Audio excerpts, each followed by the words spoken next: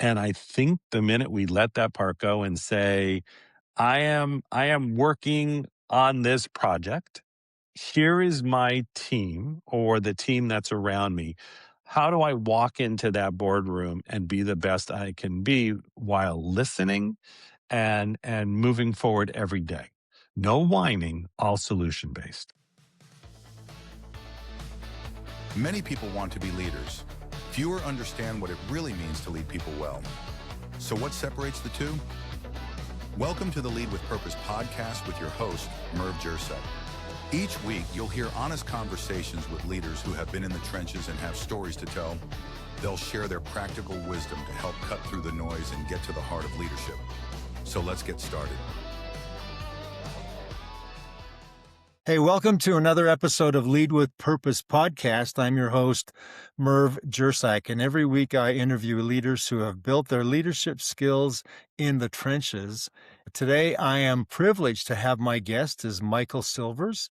I met him a few months ago. I understand that this is my understanding, and Michael, feel free to correct me, but I understand you're the Vice President and Managing Director of the Los Angeles Tribune podcast division, and that you're helping shape strategy and operations and the direction of the LA Tribune's growth arms in, I guess it's media and speaking platforms and community building initiatives, that sort of thing. So welcome. Thank you. It's so great to be on here.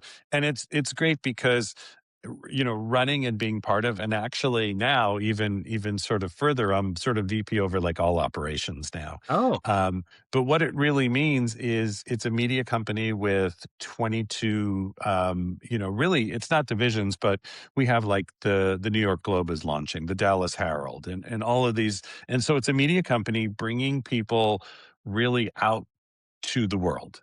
Being able to, and with it, we always look at it as positive media, which is really what excites me to no end. well, and I'm happy to be part of that too, because as part of yours and my meeting, this particular podcast will eventually be put onto the LA Tribune. So that's exciting for me as well. Thank you, Michael. Yeah, we look forward to having you on. We think it's just great because really what you've created in your life and what you've done, there's so much around that people sometimes we always hear, I don't have a story. I don't have anything to tell. I don't have it. There's something you could say to one person that could change the whole planet. So why would you keep that to yourself? Well, exactly.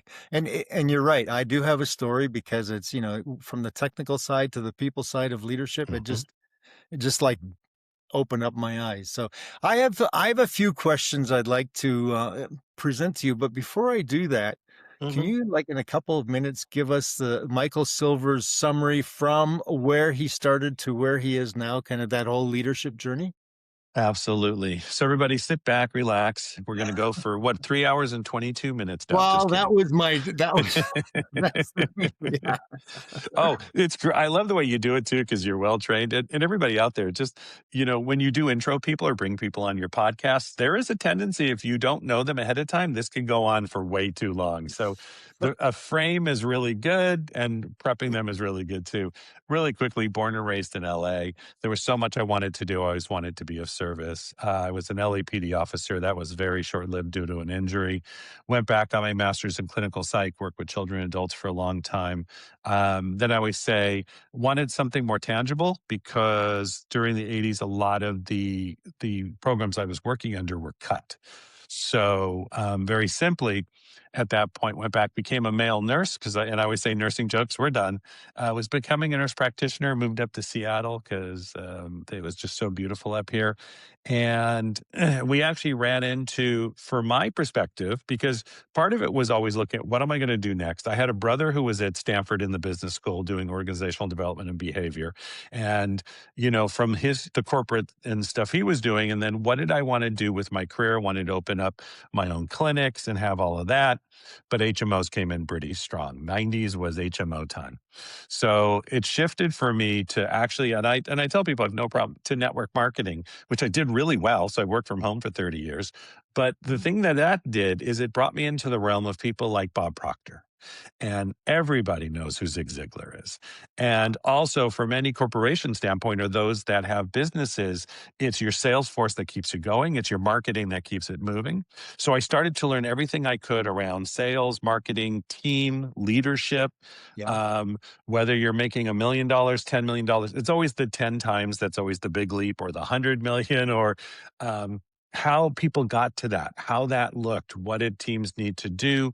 I spent a long time doing events all over the world. I spoke all over the world. There was a gentleman named Harv Eker at Peak Potentials. I was with him for almost 10 years. And we had a lot of, from entrepreneur clients to corporate clients to whatever the gamut was, to the small business owner, and really getting into the mindset, but then taking everything to action. And here I am today. My business partner was Tony Robbins' vice president for 18 years. So they saw everything from entrepreneurs to large corporations to mega CEOs. Um, and really just learning how that is for businesses, what they need to do. And with the Tribune, it's great because we can come from the media perspective, Mhm. and how does that affect business and how does that affect mindset? And from a leadership perspective, we have a leadership show every single year and we have way too much fun. There's a lot to say, but there you go. How was that? That was great. So you said T. Harv Eker, Tony Robbins, Bob Proctor, Zig Ziglar. These are all my heroes in the speaking business as part of National Speakers Association and that sort of thing. Uh-huh. So you've rubbed Uh-huh. elbows with all the good greats from that. I learned a long time ago, and this is, and we all do, because when there's greatness around you, number one, listen. Number two, listen. Number three, listen. Yeah. And at the same time, host the breakfast, lunch, and dinners, because people always come to break bread. I mean, this is the biggest thing we learn within a company perspective, right? If you invite people to a meal, they'll show up, and then you can get the learning from them. And with Bob was around so much with the companies I was part of, you just host the meal. He was always there. He needed to eat, right? And Yeah. sometimes he'd want to eat first. So you just get to sit with him. And I learned that a long time ago. And that happened pretty much everybody I've ever worked with. I've learned host, host, break the bread, make the commitments and move forward. So I'm hoping a lot of my mid-level manager listeners are listening to this because hosting, no matter what the situation is corporately or after work or whatever, is huge. But I'm going to show you, Michael, that I'm a listener as well, because I have heard you use a phrase. I think it goes something along the lines of one team, one family. Yeah. What does that actually require of a leader, in your opinion? There's a couple of things that we all do. Within the leadership perspective, it's to take a look at those around us and not as in a competition. Because if you really look at your teams around you as one team and one family, do they know the mission? Do we all know where we're going? Do we know the way the ship is being run? I mean, you could look at the captain on the top, who's got the rudder, who's doing the steering. You can break the whole thing down. But for any level you're on, and especially in that middle management area, how you step up is, first of all, you do everything it takes to be the best middle management on the planet. Mhm. And part of that comes from, we are one team, we are one family moving in a direction. Does everybody on my team know the direction we're going? And at the same time, am I hosting enough gatherings or things that we do together so people feel that they're being listened to? Doesn't mean you're always going to do what they want to do. That's not the point. But they want to be heard. And I think that gets lost sometimes. We did this even with, taking a mastermind and taking corporations that had the managers that just weren't jiving, putting them all in a room and really figuring out, first of all, do they all know where we're going? And a lot of times, there's a lot of the room that doesn't. They don't Mhm. quite get where we're going. So, that's critical. Number two, are you willing to do it together? And do you have some kind of system that you can actually say thank you? And that's a critical piece. I think you're reading my notes because I have an offering of 5 pillars, and the fifth pillar is that collaborative process towards that end result. And then you have to be collaborative. You have to know where you're going collectively to make that happen. So thank you for Right, that. right, Um, uh, right. you've worked with a lot of high level people, high growth, high visible people in those environments. Yeah. How do you build trust and influence in that sort of environment so that you can result in that collaborative performance? I think there's so many ways to do this. And I think the important part of it is let's just take a look at collaboration, right? Yeah. Collaboration starts from the premise of and it goes back to what I said, before. Collaboration is are we on this journey together? And we might not agree, we might disagree, it might not look the way we want, but are we moving in a direction together? Are we willing to say, this works, this doesn't? What are we going to do next time? And it's a think tank is really what it is. Oh, Because if you sure. take a look at the mastermind model, and for those of you, whatever industry you're in, think and grow rich. Just read it. Read the piece on masterminds because masterminds work really well in corporations. Um, but we're creating something out of nothing. I mean, that's why, in a way, what Google did is, they sent everybody home. That was their big thing, and all of a sudden they realized it's not that productivity went that much down, but the conceptualization and ideas went down. Yeah. Yeah. And that's that collaboration piece of us sitting together and breaking bread and getting it going. And again, we're not always going to agree on where we're going, but we should know where the company's going. That happened a lot during the COVID pandemic as well, where the teams were separated. They were living in their homes. And as you were saying, the productivity doesn't necessarily go down, but that ability to creatively come up with new concepts certainly suffered during that whole period of time. So I Yes, agree it with did. you wholeheartedly. In fact, I was thinking about this because I come from the technology industry. You're right now involved a lot in the media industry. AI seems to be having an effect on all industries right now, but I think I read something in perhaps it was one of your bios that you're operating at the intersection of AI, media, and human development. And as the world gets increasingly automated, from your perspective, what becomes more important about the human side of leadership? That was a long question. That was good. No, it's good. It's interesting because it's I think part of what's going on with AI is it's here. Yes. Okay, everybody get that piece. It's here. It's here to stay. It's not going anywhere. If you even look at just the computer chips and where they're going and how computers are starting to get more expensive because NVIDIA and the chip makers are now moving them all towards the AI direction. So it's here to stay. It is in everything we do already. They know where you are, what you're spending, how it looks. I mean, it's just there. Your phones are always on. The tracking is always on. It's going to be all in the finance side. It's going to move all AI. Eventually, there's going to be it's digital currency. It's just the way it is. So, knowing all of that, where in this world do you sort of see yourself and place yourself?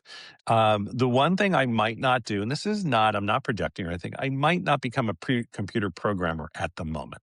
That's probably one thing I probably wouldn't do because there's certain things that can be very simply AI can learn off AI can learn off AI. Mhm. Um, but it's interesting because last year I spoke in Japan on AI and media. And the biggest thing that I said is people are still looking at the human side. It's still the reaction. Is this a human in front of me? Is it a human answering with not just the answer, but the feeling behind it? Mm. And that still separates us because AI does not, at the moment, we don't know 10, 15 years. I mean, the projections are this is way out. Who knows? Who knows? If it learns upon learns upon learns, but it doesn't have that side of it's not so much caring, but it's a feeling behind it. And I think as you're in your businesses realizing AI is coming, find the things that you do well that you can replicate and teach other people at the same time. Take a breath because AI will replace some of what you do, but your greatness is around finding the things that it's not able to do and becoming the best at that. You just reminded me of something. This is many years ago. Well, you and I are both grandpas, so we can say many years ago. When I was in Yes. school, I remember one of my professors in computer science saying that at some point we would not have programmers, and the whole class laughed at him. There was 200 of us. We laughed at him, And that was in the 1970s. And it's changing all the time. There's that part that makes a difference all the time as we do this. It really, there is that part of ourselves that, what is it that we can do to move forward? And it's really waking up every single day and saying, how can I be the best that I do today, but how can I be of service? Because if I'm of service, right, then that's where people really notice who I am, what I do. And really that's where collaboration comes in, because if I'm being of service, then how do we collaborate, become greater and richer within ourselves and richer within what we create? And then as we're moving down that road, to really take a look at the team around us, to take a look at the people around us. And it's not that you have to like them or not like them. That's not the point, because that's a judgment. That's a meaning. We're meaning making machines. We're always making Yeah. meaning of everything. Right? All the Yeah. time. And a lot of times we're wrong. So, realizing that, and there is that part of, we need to do that. I think what's really important is just to step up and say, I am here. I am going to do the best. I am going to collaborate and be part of whatever team it is. And entrepreneurs have this really tendency too, Merv. Entrepreneurs are just a brief, I can do it myself. I can do it myself. I can do That's it right. myself. Right. As employees, we did the same thing. Oh, I can do it myself because I got to show that I'm the best and blah, blah, blah. And we forget about the team. And I think the minute we let that part go and say, I am working on this project, here is my team or the team that's around me. How do I walk into that boardroom and be the best I can be while listening and moving forward every day? No whining, all solution based. Well, and that's where AI can't help you, because that's where the human aspect of your leadership principles must come forward. And because you have to be able to touch people, and you have to be able to understand where they're at right at that moment. I can That's tell right. when I walk into a room, I can tell just by someone's facial expression whether they're having a bad day, and how I should therefore direct my comments towards them. So yeah, that's So true. AI can't help that yet. So No, not yet. That's right. Not right. yet. When I looked at one of your profiles, and I know when I've met you in speaking situations and that sort of thing, I think a lot of people, like myself, in fact, see stages, we see influence, but what part of leadership? I'm trying to frame this question in a way that moves from entrepreneurial, say, to the corporate, but what part of leadership behind the scenes of all that stage and all that influence, what part of leadership is invisible but essential? Yeah, I'll go back to the point about being of service, because the difference in a leader is you have a leader that says, "Well, I helped you with this. I did this. I made this happen." You have leaders like that. I'm like, "Okay, where's the leadership? I'm missing it on this one." This sounds like a lot of narcissism, but it's not really a leader. It sounds like the part of leadership to me is the unspoken, is where I look at a leader and I'm like, they're just doing this for us. They don't even mention anything about that, but you feel, I just want to be part of this team. Mm. And that's the important part of being a leader is the other thing is, don't take credit. Don't take just, we're doing this as a team. It's only happening because of all of you. Here's the things that we can do moving forward. And if you really look at it from step by step, here's our goal, here's our objective, here's what we're going to do, and work harder than the rest of your team. I always look for a leader that is ahead of me already. It's almost like a mentor relationship, because a mentor is always ahead of you. But it's like when I ask my team to do something, I'm going to do it 3 times as hard. It doesn't mean I'm doing the exact same thing, because we're delegating, Yeah. but it means that they know I'm there for them. And it also means that I show them a certain lifestyle. As leaders, please show your team's lifestyle. When I'm with my grandkids, you understand this one, and I'm in the financial position. I understand all that if you're younger, but even when I was with my kids back when I'm with my kids and the phones weren't as prevalent, but we still had them cell phones, I didn't answer my cell phone 50 times. I didn't text anybody. show the people around you that this is where we talk about one team and one family, that those you love are incredibly important. Family and relationships are incredibly important because then as part of your team, they'll go, I can really respect that Mm.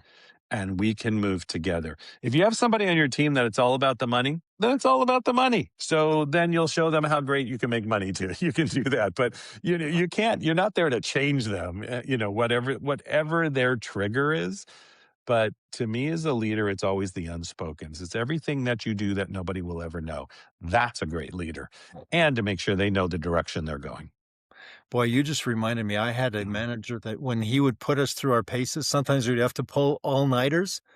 He would make sure that he would send flowers to our spouses, or for the females, maybe send game tickets to their Yeah, spouses, but just something to show the appreciation that it was beyond just the people in the room, that it that's right. affected those that were outside. So that's, again, entrepreneurial leadership, corporate leadership. Those human aspects are so critical.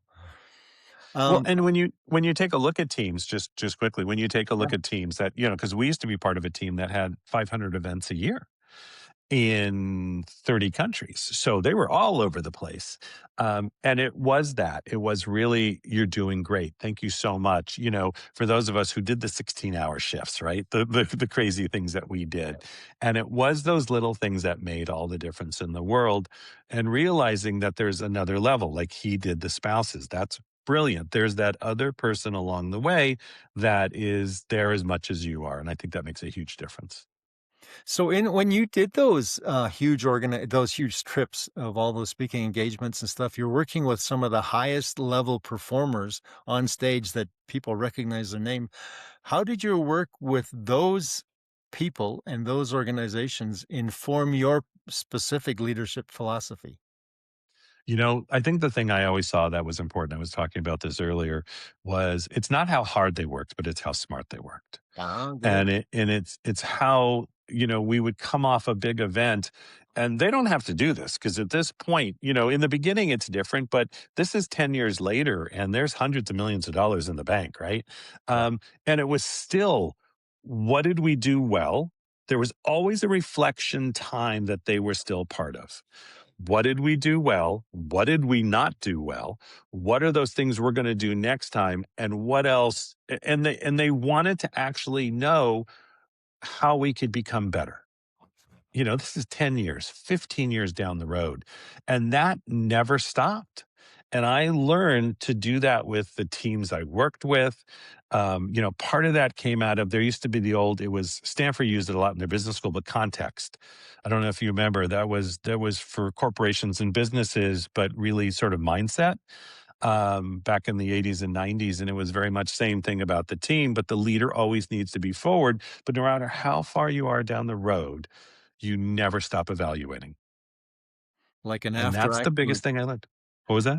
It's like an after action report by the military or something along That's those. exactly right. Yeah. Right, or KPIs, right? Some Oh, yeah. businesses use KPIs, Yeah. and we did KPIs, KPIs because if we're a corporation, that's in how many countries and has how many people across the planet. It's so KPIs kept a lot of those of us who were running a division, right? Because I ran like coaching divisions, and I would have coaches all over the world.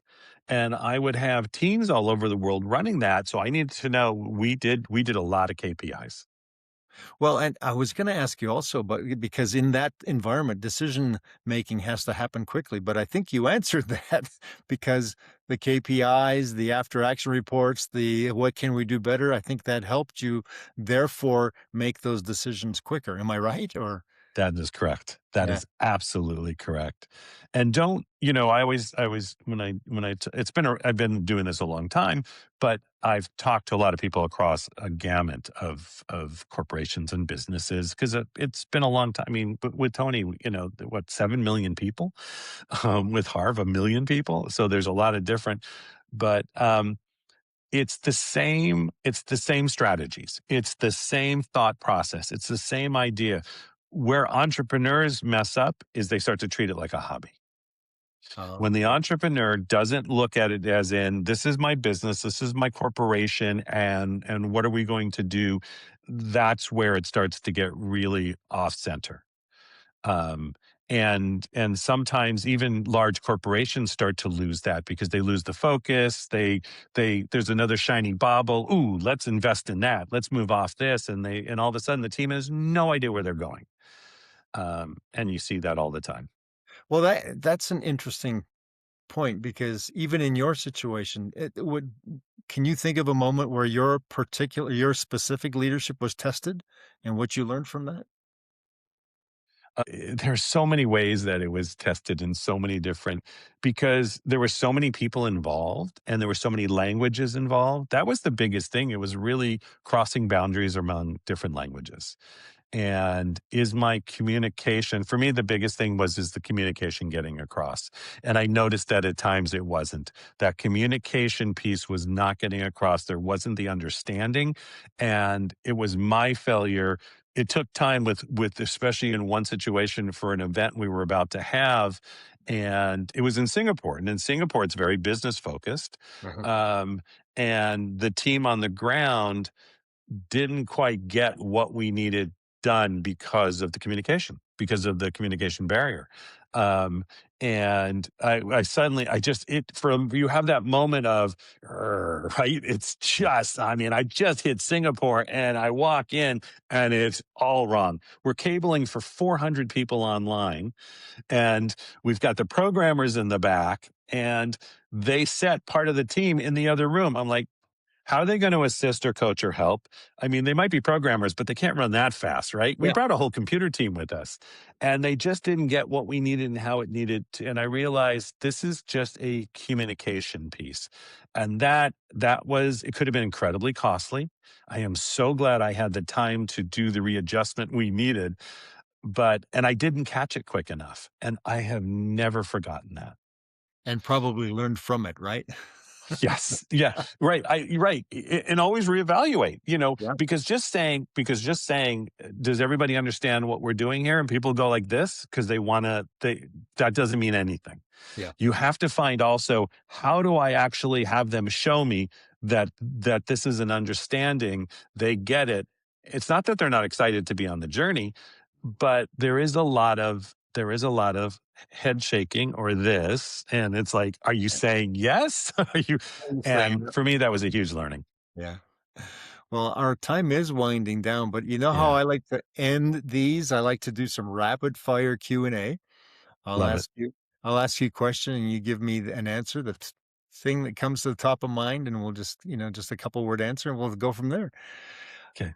So, Michael, what one habit do you think that every leader should build when they begin a new year? Oh, right away, know what your first quarter is and how that's going to fit into the rest of the year. That's the minute the new year hits. What's your first quarter going to look like, and how does that feed? And then take it out a year, and then work backwards. Ah. So, on the opposite side of that, what do you think is one leadership myth that needs to absolutely disappear from our vernacular? Um, I don't want to make fun that leaders are actually smart. It's not about being smart. That guy is so intelligent because he's a leader. It's not about it. Sometimes they just know how to manage. It's like Tetris. They know how to manage the situation. Sometimes a great leader just sees it spatially. So just don't think about smart, not smart. Let that go. Let that go. That they're a brain or brilliant. They're better than you. They're human beings, and I think Well, let that part go. and there's that old saying that if you are the smartest person in the room, you're in the wrong room, right? So That's exactly right. So I'm always in the right room, which is a good there you thing. go. Well, same with me. So, Yeah. what do you think? We've been talking a lot, I think, to mid-level leaders to my Mhm. audience. What do you think is one mistake that they make when they're trying to scale their ability to influence their teams? They actually usually take on too much. Oh, that's They good. very simply, or either they don't get delegate. That's a big one all the time because when you're scaling, you got to delegate. Or you just take on so much because you said yes, but you haven't realized how it's going to affect your team and what that could potentially mean. You just brought up visions of my own leadership from 20 years ago. So, Yeah, I know. I know. Hey, this this this has been a great interview, and I just know that people who are listening to this will get a lot out of this because, Michael, you brought a wealth of your experience, and if people want to connect with you or understand what it is that you're doing at the LA Tribune or whatever, what's the best way that they can find you or connect with you?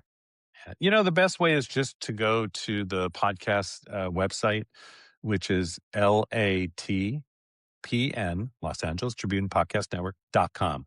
Just go there, see what we're doing, see what we're about, LATPN.com. And if you want to connect with us, there's a form to connect with us. But it will really show you sort of what we're about, the podcasts like yours that will be on there, direction, and give you some flavor. Excellent. Thank you. Thank you for being my guest. Any last words of wisdom for my audience? Yeah, just keep going. That's always the big thing. Wake up every morning, put your feet on the ground, look up in the sky. You're alive, your eyes are opened. Think of one thing you can do every single day to be of service to somebody else and keep moving forward day by day.